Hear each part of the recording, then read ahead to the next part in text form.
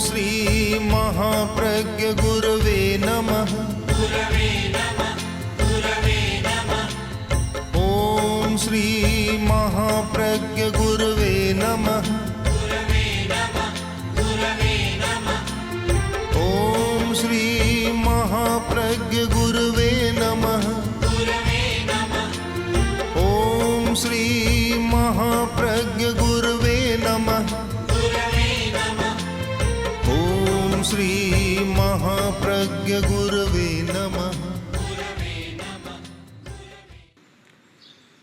प्रश्नकर्ता के मन में ये बात आती है कि मैंने बहुत जटिल प्रश्न पूछा है और इसका उत्तर देना बड़ा कठिन है। बहुत जहाँ समझदार प्रश्न करने वाला और समझदार उत्तर देने वाला हो तो ठीक समाधान होता है, पर न तो प्रश्न करने वाला समझदार और न उत्तर देने वाला समझदार तो भी समस्या। प्रश्न करने वाला समझदार नहीं, उत्तर देने वाला समझदार तो भी थोड़ा समाधान मिल सकता है, किंतु जहाँ दोनों ऐसे ही मिल जाए कि जो सही सोचना नहीं जानते वहाँ समाधान नहीं होता और उलझन हो जाती है। कम समझ वाले आदमी एक साथ मिले कि चलो दूसरे गांव जाएं, शहर में जाएं और वहाँ कोई काम धंधा कर रोटी कमाएंगे, पैसा कमाएंगे। चले पैदल यात्रा, रास्ते में एक गांव आया, 10 किलोमीटर पर एक गांव आया। आज यहाँ विश्राम कर ली, ठहर गए, दिन में रहे, रोटी खाई, सांझ का समय हुआ और 14 पूनम का दिन था। आकाश में चांद उगाया, समझ कम थी। एक बोला, अरे देखो, कल तो इस चांद को हमने अपने गांव के आकाश में देखा था, आज यहाँ आ गया, हमारे साथ आ गया। यह समस्या है कि ये चांद आज यहाँ हमारे साथ आ गया तो गांव में अंधेरा हो जाएगा। दूसरा बोला कि लोग हमें क्या कहेंगे कि तुम तो अच्छे गए, जाते जाते चांद को ओढ़ ले गए, पीछे अंधेरा हो गया। तीसरा बोला, नहीं, हम ऐसी मूर्खता नहीं करेंगे और लोगों की बात नहीं सुनेंगे, चलो हम फिर चलते हैं। रात को चले, फिर गांव में पहुंच गए। समाधान नहीं होता और उलझ जाते हैं, जहाँ के तहाँ रह जाते हैं, आगे बढ़ नहीं पाते, समझ कम होती है। तो गए थे काम करने के लिए, चांद को लेकर वापस आ गए। जहाँ समझ हो अच्छी, वहाँ बात करने का भी मज़ा आता है, प्रश्न उत्तर का भी मज़ा आता है, आनंद आता है कि अच्छा प्रश्न करने वाला और अच्छा उत्तर देने वाला। गुरुदेव ने एक बार एक भाई से लंबी चर्चा की और चर्चा के बाद कहा कि यद्यपि इनके विचार बिल्कुल नास्तिकता के, हम आस्तिकतावादी हैं। इन्होंने बहुत प्रश्न किए, कड़े कड़े प्रश्न किए, पर इतने समझदार हैं कि इनसे बात करने में आनंद आया। ना समझ होता है तो बात करने में आनंद नहीं आता और थक जाते हैं, कहीं कहीं रुक्षता आ जाती है, अच्छा भी नहीं लगता और पूरी बात ध्यान में भी नहीं आती। आखिर समझ परिपक्व हो तो बातचीत का, चर्चा वार्ता का, वाद विवाद का, संवाद का एक अलग प्रकार होता है।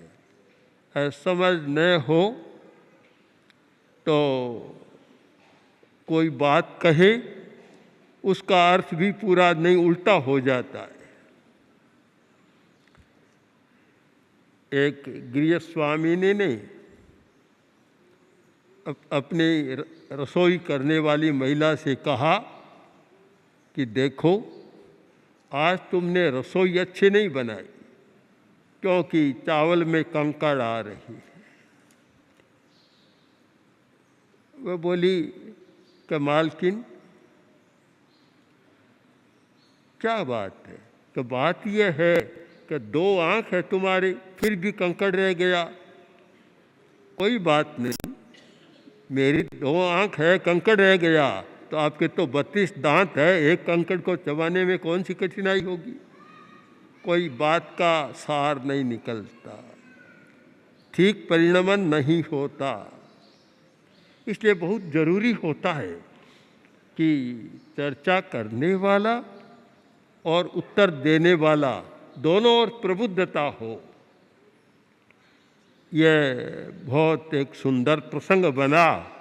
इधर समझदार व्यक्ति प्रश्न करने वाला, नास्तिक होना एक अलग विचार है, किंतु जहाँ तक समझदारी का प्रश्न है कि प्रदेशी बहुत समझदार व्यक्ति था, प्रबुद्ध था, चिंतनशील था, कोई कमी नहीं थी।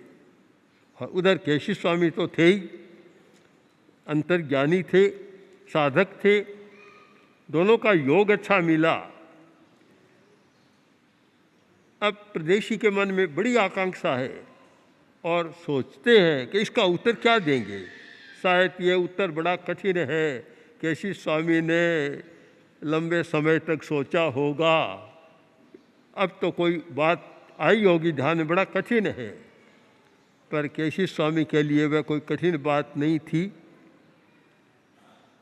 उन्होंने कहा, प्रदेशी, तूने दिया देखा है? कहा, महाराज देखा है। कल्पना करो, एक मकान, एक कक्ष,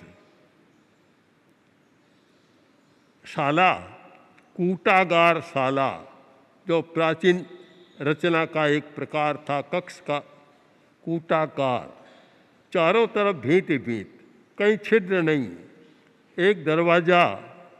एक आदमी गया और भीतर जाकर दिया जलाया, दरवाज़ा बंद कर दिया। प्रदेशी, बताओ प्रकाश कहाँ फैलेगा? बोला, महाराज भीतर फैलेगा, बाहर नहीं फैलेगा प्रकाश। पूरी कूटागार शाला में, पूरे कक्ष में उसका प्रकाश फैल जाएगा। अब बताओ प्रदेशी, क्या कोई व्यक्ति आया और उस दिए पर एक ढक्कन डाल दिया, अब प्रकाश कहाँ गया, कहाँ फैलेगा? तो उस ढक्कन के भीतर फैलेगा, ढक्कन से बाहर नहीं फैलेगा और कूड़ागार शाला में नहीं फैलेगा, ढक्कन में फैलेगा। और कोई छोटा ढक्कन लाकर ऊपर डाल दिया तो उसके भीतर फैलेगा।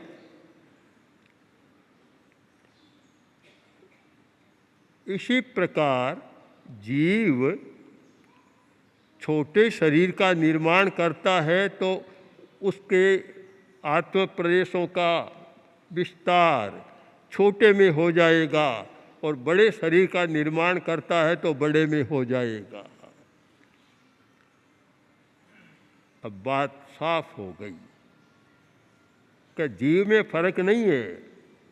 जीव के जो असंख्य प्रदेश हैं उनमें संकोच और विस्तार करने की क्षमता है।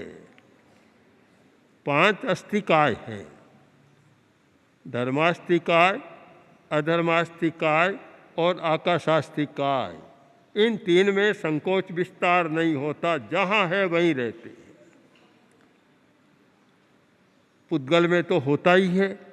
जीव में एक क्षमता है, शक्ति है कि वह अपने आत्म प्रदेशों का संकोच भी कर सकता है, विस्तार भी कर सकता है। जैसा शरीर मिलता है वैसा कर लेता है। उमा स्वाति ने तत्वार सूत्र में बहुत संक्षेप में इसको बतलाया कि संहार विसर्गाभ्याम प्रदीपवत, संहार विसर्गाभ्याम प्रदीपवत के जो संहार और विस्तार यानी संकोच और विस्तार, इनके द्वारा जीव अपने प्रदेशों का संकोच भी कर सकता है और विस्तार भी कर सकता है। प्रदीपवत, यही जो केशी स्वामी कह रहे हैं उसी बात को बताया कि प्रदीपवत, दिए का प्रकाश। जैसे आज समझ लो कि एक बिजली, एक बल्ब यहाँ जलाया, पूरे पंडाल में प्रकाश हो गया, उसी पर ढक्कन दे दिया तो प्रकाश सारा ढक्कन के भीतर आ गया, और उसी बल्ब को यहाँ से निकाल कर और एक छोटे से कमरे में लगाया तो प्रकाश वहाँ सिमट गया। जैसे प्रकाश में संकोच और विस्तार की क्षमता है, वैसे ही जीव में अपने आत्म प्रदेशों को फैलाने की और सिकोड़ने की क्षमता है। इसलिए तुम स्वीकार करो कि जीव को मानने में कोई कठिनाई नहीं है। जीव है और वे संकोच विस्तार कर सकता है, तो सब जीव समान, यानी प्रदेश की दृष्टि से सबके प्रदेश असंख्यात प्रदेश हैं। कोई चाहे कुंथू का जीव, चींटी का जीव और चाहे हाथी का जीव, प्रदेशों की गणना करो तो असंख्य प्रदेश समान। एक भी प्रदेश न हीन न अधिक, सबके बराबर हैं। केवल अंतर आता है संकोच विस्तार का। पुब्ब कम्ब निबद्धं बोंदिंग निबत्ते, जिस प्रकार का कर्म होता है वैसे शरीर का निर्माण होता है, और निर्माण होता है वैसा ही विस्तार होता है। नंदी सूत्र में एक बहुत सुंदर प्रसंग आता है। एक विशाल काय मत्स्य कोई जीव है, इतना बड़ा जीव है, विशाल मछली जैसा, मान लो यहाँ से वहाँ तक फैले, इतना बड़ा जीव है। उस जीव को मरने के बाद एक अंगुली जितने में पैदा होना है, तो कैसे समाएगा? तो उसकी प्रक्रिया है कि जब जहाँ छोटे शरीर में जाना है, मरने से पहले ही वह अपने प्रदेशों का सिकोड़ना शुरू कर देता है। एक साथ नहीं होता, प्रदेशों को सिकोड़ना शुरू करता है और वे प्रदेश सिकुड़ते सिकुड़ते इतने विशाल फैले हुए थे, इतने में समा जाते हैं। अब बोलो, अब प्रदेशी बोला, महाराज क्या बोलूं? आप तो हर बात का उत्तर दे देते। ठीक उत्तर दिया आपने।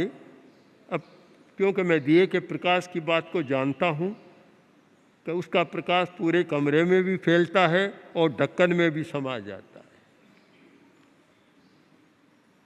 अब कुछ बोलना नहीं है, बोलना नहीं है। मैं आपको साफ साफ कह दूं कि केशी स्वामी, मैं समझ गया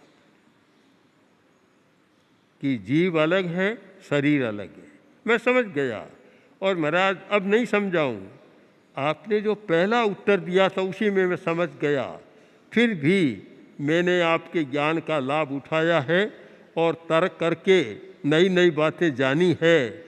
और अब मैं आत्मविश्वास के साथ बड़ी विनम्रता से कहता हूँ कि यह बात जच गई कि शरीर अलग है, जीव अलग है। तो अब क्या करना है? कि महाराज करना कुछ नहीं है, करना कुछ नहीं है। आप आपके, मैं मेरा, बस। केशी स्वामी ने कहा, इतना तो श्रम किया और कुछ भी नहीं करना है, तो स्वीकार करो इस मत को। जब तुम समझ गए, नास्तिक से आस्तिक तो बन गए, तो इस बात को स्वीकार करो कि जीव अलग शरीर अलग। महाराज मैं तो समझ गया, पर मैं इस मेरे मत को छोड़ूंगा नहीं। क्यों नहीं छोड़ेगा? क्यों नहीं छोड़ेगा? कि मेरा दादा भी नास्तिक था, मेरा दादा भी नास्तिक था, मेरा पिता भी नास्तिक था, मैं भी नास्तिक हूँ। हम सब तज्जीव तत्शरीरवादी रहे हैं।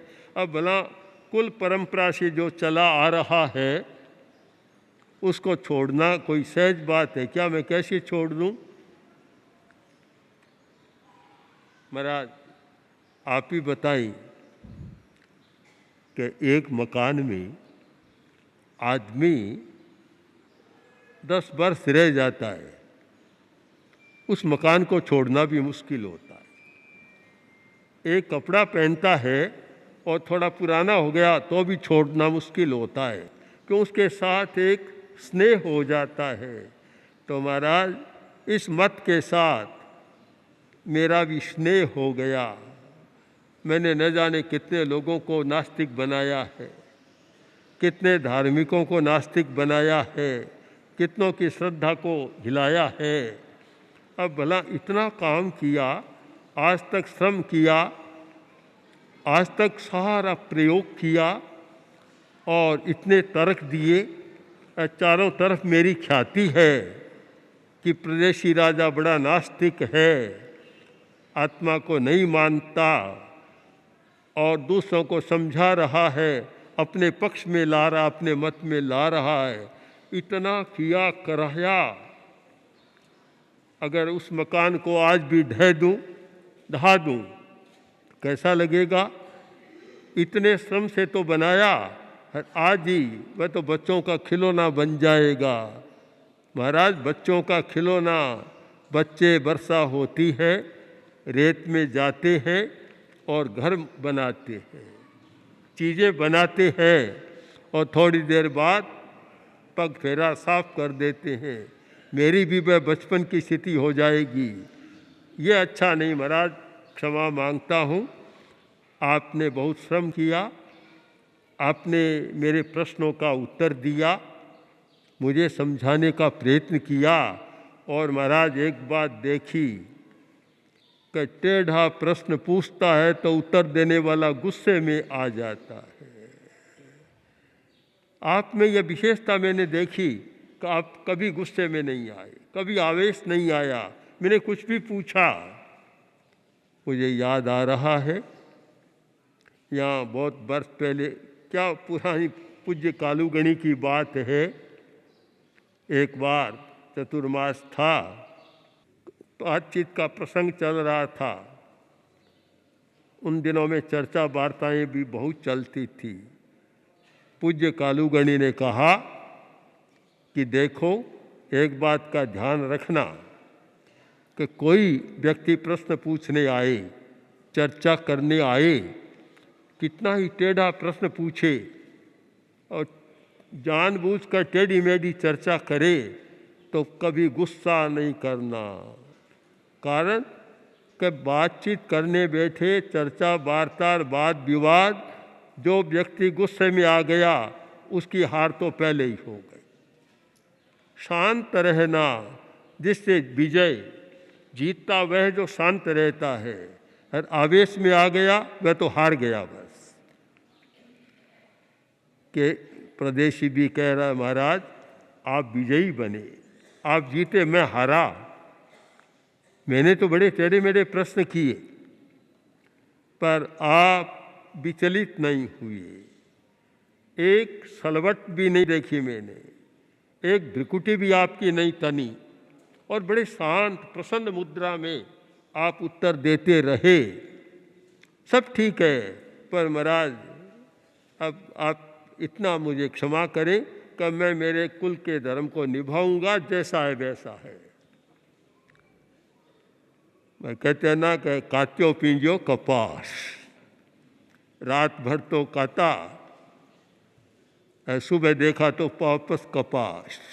केसी स्वामी ने सोचा इतना तो श्रम किया, और फिर कहता है पर केसी स्वामी भी कम नहीं थे।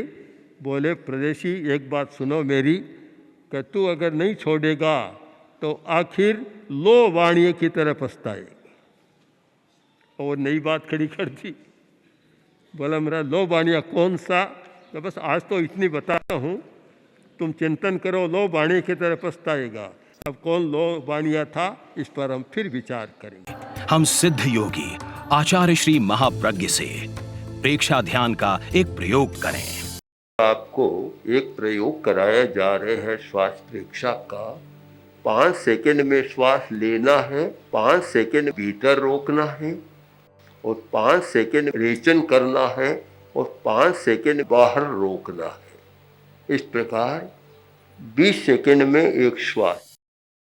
सावधान रहे, श्वास भरे, भीतर रोके, रेचन करे,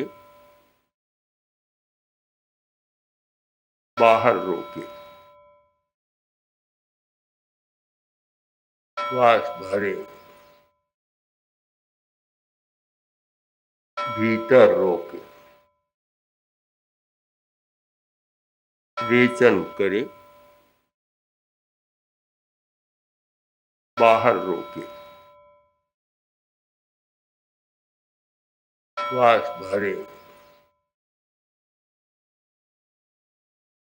भीतर रोके, रेचन करे, बाहर रोके, श्वास भरे, भीतर रोके, रेचन करे, बाहर रोके,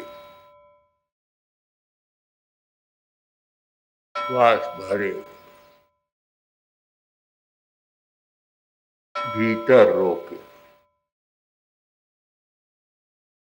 रेचन करे, बाहर रोके, श्वास भरे, भीतर रोके, रेचन करे, बाहर रोके, श्वास भरे। प्रयोग संपन्न। तो ये ध्यान के बहुत छोटे प्रयोग कराए हैं, और इनका स्वयं बार बार अभ्यास करें तो एक अच्छा अभ्यास हो सकता है। ओम आत्मा।